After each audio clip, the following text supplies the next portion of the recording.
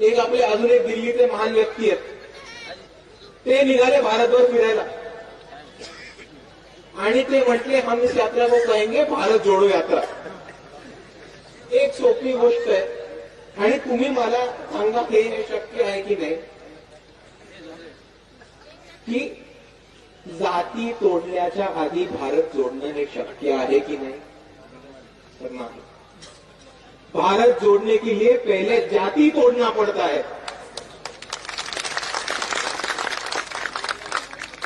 और जाति व्यवस्था तोड़ना है तो उसके लिए अंबेडकरवाद और बाबा साहब को अपनाना पड़ता है.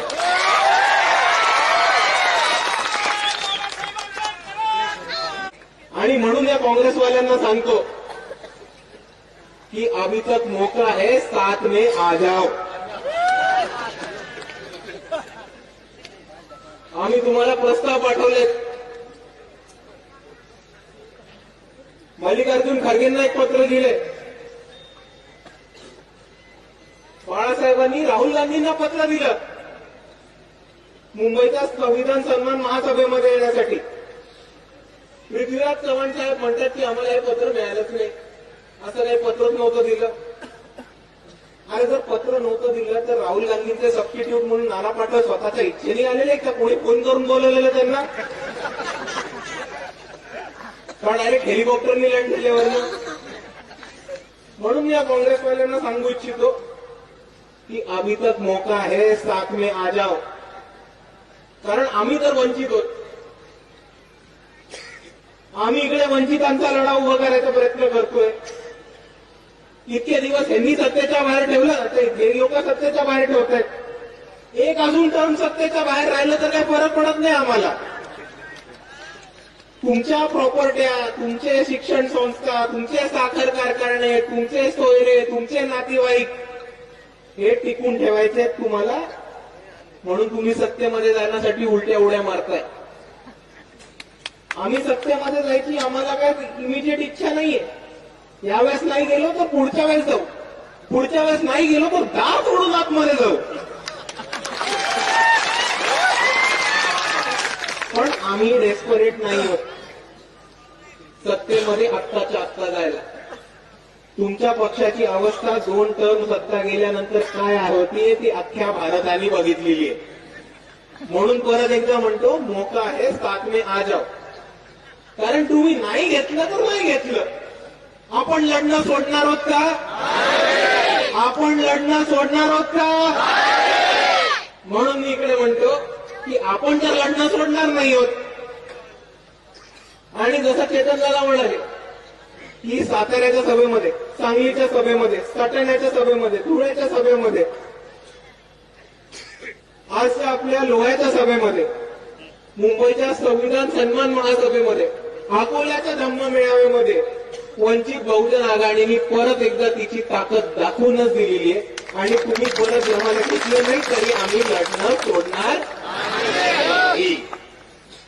पण आम्ही लढलो आणि परत एकदा अशोक चव्हाण घरी बसले, सुशील कुमार शिंदे घरी बसले, अमुक घरी बसले, पृथ्वीराज चव्हाण घरी बसले, 15-20 खासदार, 25-30 आमदार घरी बसले. तर आमच्याकडे रडत यायचं नाही.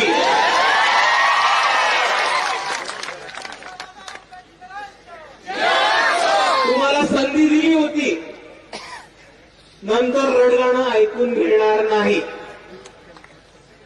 परत येऊन रडला तर सरळ ढोकून काढत.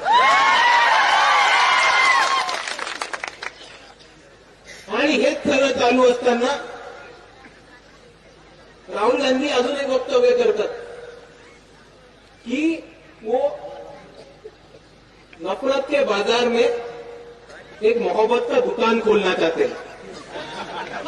ते म्हटले की ते हे दुकान छत्तीसगडमध्ये जाऊन उघडतील, मध्य प्रदेशमध्ये जाऊन उघडतील, मिझोराममध्ये जाऊन उघडतील, राजस्थानमध्ये उघडतील आणि आंध्र प्रदेशमध्ये उघडतील, सॉरी तेलंगणामध्ये उघडतील.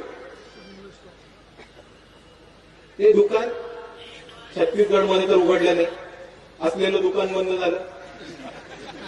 राजस्थानमध्ये दुकान उघडलं नाही, असलेलं दुकान बंद झालं. मिझोराममध्ये दुकान उघडलं नाही, मध्य प्रदेशमध्ये दुकान उघडलं नाही. दुकान उघडलं कुठे? तेलंगणामध्ये. अरे पण भावा, तेलंगणामध्ये तर भाजपचा बाजार पण नव्हतं ना. बाजार तर तिकडे बीआरएस आणि एमआयएमचं होतं. पण ठीक आहे, बाजार उघडलं, सॉरी दुकान उघडलं तेलंगणाच्या बाजारामध्ये, चांगले. पण काँग्रेसने जर दुकान मोहब्बतचं उघडलं असेल तर तिकडे दुकानदार एबीव्हीपी आणि आरएसएसचा नाव वाचवला रेवंत रेड्डी. आणि म्हणून मी यांना सांगतो आणि शेवटचं सांगतो की दुटप्पी भूमिका तुम्ही घेणं थांबवा.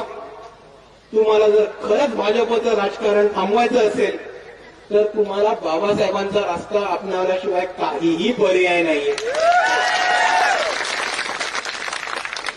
आणि